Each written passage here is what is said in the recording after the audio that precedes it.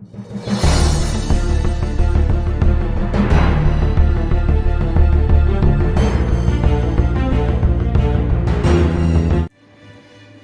नमस्कार, आपका स्वागत है। मित्रों आज हम आपको कुछ ऐसी बातें बताने चल रहे हैं जिससे कि आप अपने जीवन में हो रहे घटनाओं के आधार पर, अपने जीवन में जो कुछ आपके घटित हो रहा है, उन सबको अनुभवों के आधार पर समझकर, देखकर, आपके पीछे के जीवन में जो कुछ व्यतीत हुआ है, उन सारी बातों को समझते हुए आप स्वयं ही कुछ ही सेकंड में, कुछ ही मिनटों में ये निर्णय निकाल लेंगे कि आपकी कुंडली में कौन सा ग्रह खराब है और कौन सा ग्रह अच्छा है। और आप पूरी तरह जब इस निष्कर्ष पर पहुंच जाएंगे कि आपकी कुंडली का कौन सा ग्रह खराब है जो आपके पूरे जीवन में इफ़ेक्ट कर रहा है, प्रभाव डाल रहा है और वह दुष्प्रभाव पड़ रहा है, और कौन सा ग्रह अच्छा है जो जीवन में अच्छी चीज़ें आपको दे रहा है। जो ग्रह आपके जीवन में बुरा प्रभाव डाल रहा है, उस ग्रह के जो निवारण हैं वो आप जब कर लेंगे तो आप पाएंगे कि जो दुष्प्रभाव अब तक आपने अपने जीवन में देखा, जो दुर्भाग्य अब तक आपने अपने जीवन में झेला, आगे आने वाले जीवन में वो आपको कभी भी प्राप्त नहीं होगा। दुर्भाग्य आपका शांत हो जाएगा और आपके कर्म फलीभूत होने लगेंगे।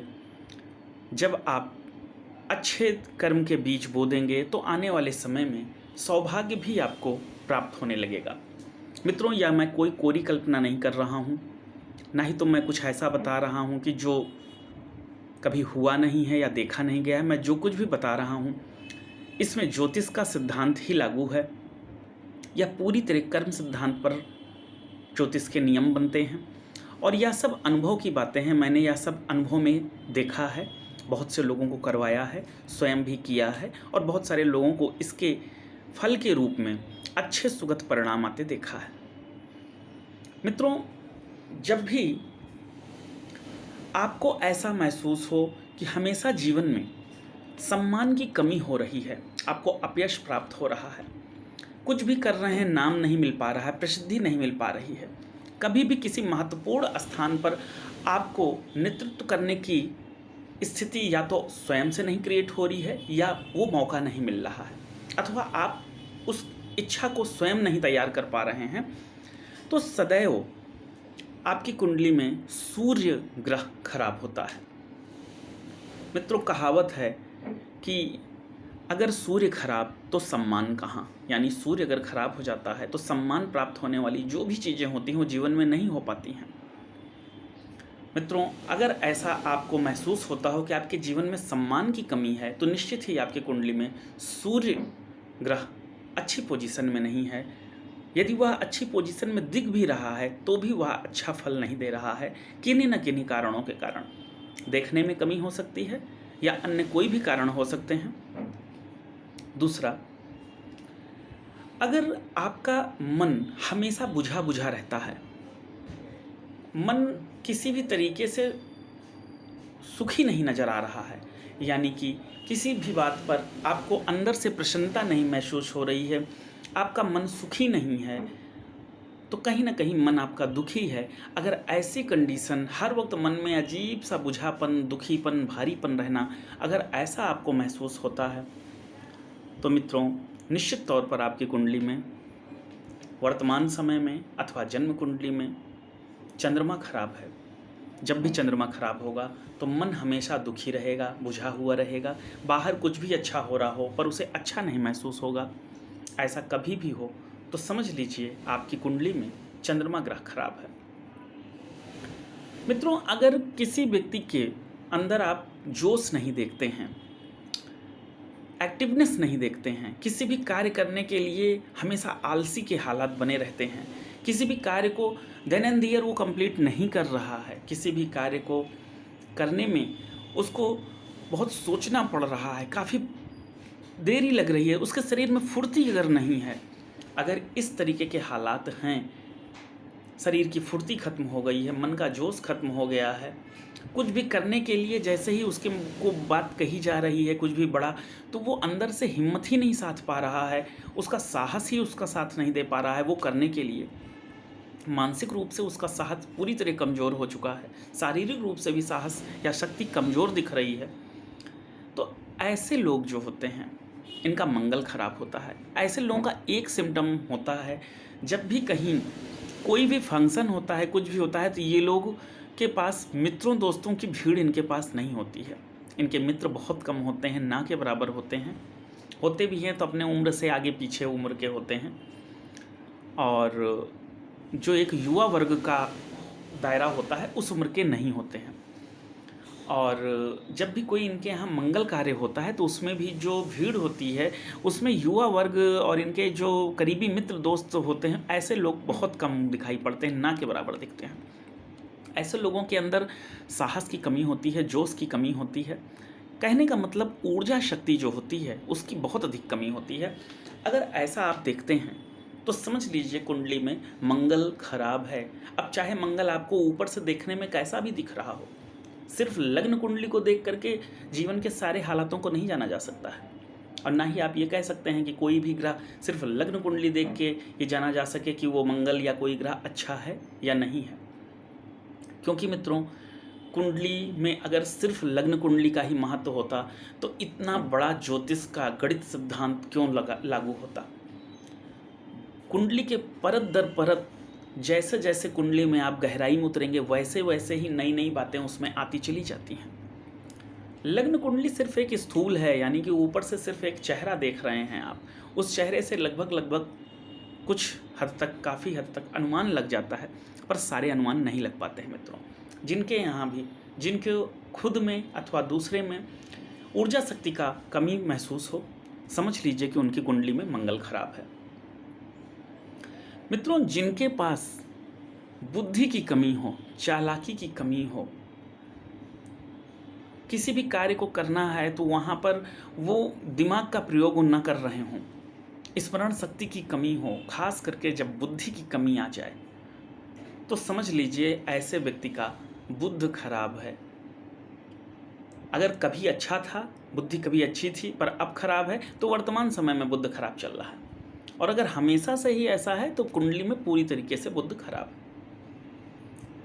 जब भी बुद्ध खराब होगा तो व्यक्ति की बुद्धि भ्रमित हो जाएगी, वो हमेशा कोई भी काम करेगा तो उसमें बुद्धि का प्रयोग नहीं कर पाएगा। ये सबसे बड़ा सिम्टम है बुद्ध का।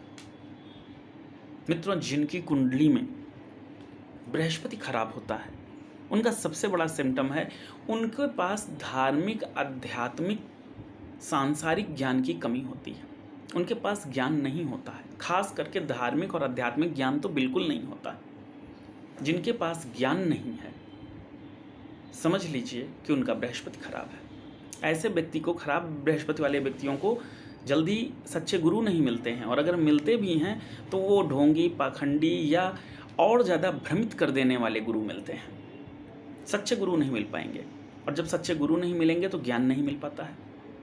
बहुत सारे लोगों को स्वतः ही ज्ञान प्रकृत प्रदान रहता है, यानी कि गॉड गिफ्टेड ज्ञान रहता है, लेकिन वह उन्हीं को रहता है जिनका बृहस्पति अच्छा होता है। जिनका बृहस्पति खराब होता है उनके पास ज्ञान नहीं होता, उनके पास विवेक नहीं होता। क्या करना चाहिए, कितना करना चाहिए, कब करना चाहिए, कैसे करना चाहिए, कहाँ करना चाहिए, इसका ज्ञान इनके पास नहीं होता है। क्या सही है, क्या गलत है, इसका ज्ञान नहीं होता है। जिनका भी बृहस्पति खराब होता है उनके पास ज्ञान का अभाव होता है। मित्रों, यदि किसी के जीवन में प्रेम की कमी है, उदासी है, प्रेम की कमी है, एकाकीपन है, कहीं से भी उनको ऐसा महसूस होता है कि उनके जीवन में कहीं से भी प्रेम प्राप्ति नहीं है, हर जगह से उनको उदासी, निराशा, एकाकीपन मिल रहा है, उनको ऐसा लगता है कि उससे कोई भी प्रेम नहीं करता, तो निश्चित तौर पर ऐसे व्यक्तियों का शुक्र ग्रह खराब होता है, निश्चित तौर पर। अब यह अगर हमेशा से उसको ऐसा फील हो रहा है तो समझ लीजिए जन्म कुंडली में शुक्र पूरी तरीके से खराब है। इसके लिए उसे शुक्र के उपाय करने चाहिए। मित्रों, अगर किसी व्यक्ति को जीवन में आराम नहीं मिल रहा है, केवल संघर्ष ही संघर्ष, हार्ड वर्किंग मिल रही है, किसी भी तरीके से उसको एक आरामदायक जीवन का कुछ अंश भी प्राप्त नहीं हो रहा है, तो समझ लीजिए ऐसे व्यक्तियों का शनि ग्रह खराब होता है। जिसका शनि खराब होगा उसको जीवन में हमेशा कठोरता ही मिलेगी, कठोर कर्म ही मिलेंगे, आराम कभी नहीं प्राप्त हो पाता है। और जिसका शनि ग्रह अच्छा होता है वह कर्म जरूर करता है पर मजदूर जैसे कठोर कर्म नहीं होते उसके कर्म होते हैं, संघर्षशील भी होते हैं, पर उसको जीवन में आराम अवश्य ही मिलता है। जब भी कठोर कर्म हो, हार्ड वर्किंग हो, आराम बिल्कुल ना मिले, समझ लीजिए ऐसे व्यक्ति का शनि ग्रह निश्चित ही खराब है। मित्रों, अगर किन्हीं व्यक्तियों को जीवन में बार बार धोखा मिल रहा है, जहाँ कहीं भी देख रहे हैं विश्वास की कमी हो रही है, जिस पे विश्वास कर रहे हैं वहीं से धोखा खा रहे हैं, अगर ऐसा जीवन में कई बार हो जाए समझ लीजिए निश्चित तौर पर व्यक्ति का राहु खराब है। जिसका राहु खराब होता है, धोखा ऐसे लोग खूब खाते हैं, षड्यंत्र में फंसते हैं, फंसा दिए जाते हैं, झूठे आरोप लग जाते हैं। ये सारी चीज़ें अधिकतर इनको विश्वास के कारण ही प्राप्त होती है। यानी ये जिन पर भरोसा करते हैं वहाँ से उनको ऐसा धोखा मिलता है जैसी वो उम्मीद नहीं किए हुए होते हैं। ऐसे ऐसे षड्यंत्र में फंस जाते हैं जिसकी उम्मीद नहीं किए होते हैं। जीवन में अगर धोखा बार बार हो रहा है, समझ लीजिए आपका राहु ग्रह खराब है। इसके लिए आपको उपाय करना ही होगा। उपाय करने के बाद यह सब चीज़ें आपके जीवन में शांत हो जाएंगी। अगर आपका उपाय सही ढंग से हुआ, सही समय से हुआ, सही क्रम, सही विधि विधान से हुआ तो निश्चित ही लाभ हो जाता है। मित्रों, यदि कोई व्यक्ति ऐसा है जो धार्मिक कार्य बिल्कुल नहीं करना चाहता है, धर्म कर्म करना ही नहीं चाहता है, सिर्फ वो निरावादी रहना चाहता है, अवसरवादी रहना चाहता है, अथवा वह ईश्वर के निराकार रूप में ही अपने को सुखी महसूस करता है और वहाँ पर भी वो धर्म नहीं करता है। धर्म का मतलब हर वो कार्य जो धारण करने योग्य हो, हर वो कार्य जो किसी को भी सुख प्रदान करे, हर वह कार्य जो जिसमें परोपकार जुड़ा हो, ये सारे कार्य धर्म के कार्य कहलाते हैं, आध्यात्मिक कार्य कहलाते हैं। मित्रों, ये कोई भी व्यक्ति जीवन में ना तो धार्मिक कार्य कर रहा है ना आध्यात्मिक कार्य कर रहा है, या ऐसा उसको अवसर ही नहीं मिल रहा है, या ऐसी उसको प्रेरणा ही नहीं मिल रही है, तो निश्चित तौर पर ऐसे व्यक्ति के केतु खराब होते हैं। किसी भी व्यक्ति को उन्नति करने के लिए धर्म की बहुत बड़ी जरूरत होती है। हम लोग जब भाग्य भाव की बात करते हैं तो नवम भाव कुंडली का भाग्य भाव होता है। हस्तरेखा में भी जो भाग्य रेखा चढ़ती है, वह जो हस्तरेखा में भाग्य की जो रेखा होती है वह केतु के स्थल से ही उसका प्राकट्य होता है। यानी कि केतु का भाग्य से कोई ना कोई जुड़ाव है, और नवम भाव भी भाग्य भाव होता है, और उस भाव को भी हम धर्म भाव ही कहते हैं। अर्थात आपका जो भाग्य है ये आपके धर्म पर टिकता है। भाग्य धर्म दो अलग चीज़ें नहीं हैं। आपका धर्म ही आपका भाग्य होता है। पूर्व जन्मों का धर्म कर्म वर्तमान जन्म का भाग्य बनता है, वर्तमान जन्म का धर्म कर्म वर्तमान जन्म के भाग्य के साथ साथ आने वाले जन्मों के भी भाग्य का निर्माण करता है, या वर्तमान जन्म के भविष्य का निर्माण करता है। इसलिए मित्रों, हमेशा धर्म कर्म करते हुए ही जीवन को आगे बढ़ाना चाहिए। जिस व्यक्ति का केतु अच्छा होता है उनको धर्म कर्म करने की प्रेरणा मिलती है, मार्गदर्शन मिलता है, और वह व्यक्ति करते भी हैं। ऐसा करने का उनके मन में विचार भी आता है, वह ऐसा कर्म भी करते हैं। परंतु जिनका केतु जितना अधिक खराब होता है, बहुत अधिक खराब होगा, तो वो व्यक्ति ना तो धर्म कर्म करेंगे, ना ही उनको कोई धर्म कर्म करने की प्रेरणा देगा, ना ही तो कोई उनको मोटिवेशन देगा, और अगर देता भी है तो उनके ऊपर उसका कोई प्रभाव नहीं पड़ता है।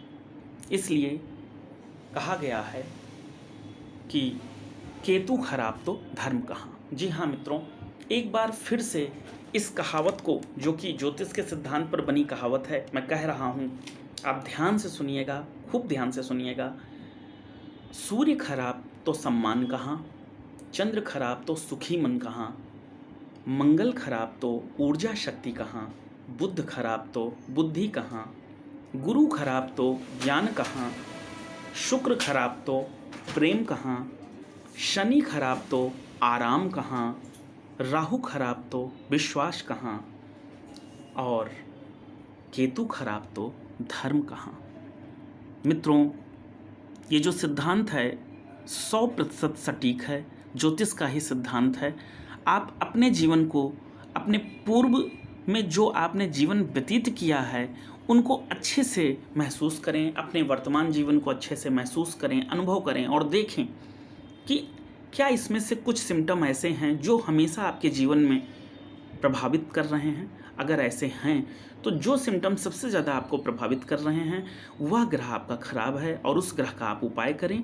उपाय करने के बाद निश्चित तौर पर कुछ महीनों में अथवा जिनका बहुत अधिक है उनका वर्षों में ठीक हो जाता है, इसमें कोई संदेह नहीं है। उपाय के लिए आप हमारे चैनल पर पीछे की वीडियो भी देख सकते हैं। आने वाले समय में और भी अच्छे हम उपाय बताएंगे और ये सारे उपाय अनुभूत हैं, प्रयोग किए गए हैं, कराए हुए हैं। हम ज्योतिष सिद्धांत को सिर्फ पढ़कर, समझकर, सुनकर ही नहीं विश्वास कर लेते हैं, उन पर कर्म भी करते हैं, उन पर चलते भी हैं और बहुत सारे लोगों को चलने का रास्ता भी बताते हैं और जो लोग उस पर चले हैं उनके भी अनुभव हमको प्राप्त होते रहते हैं। निश्चित तौर पर आप यह कार्य करके देखें, आपको निश्चित लाभ मिलेगा, निश्चित ही लाभ मिलेगा। आज के लिए इतना ही, आगे फिर अन्य किसी विषय पर चर्चा करेंगे। तब तक के लिए जय महादेव।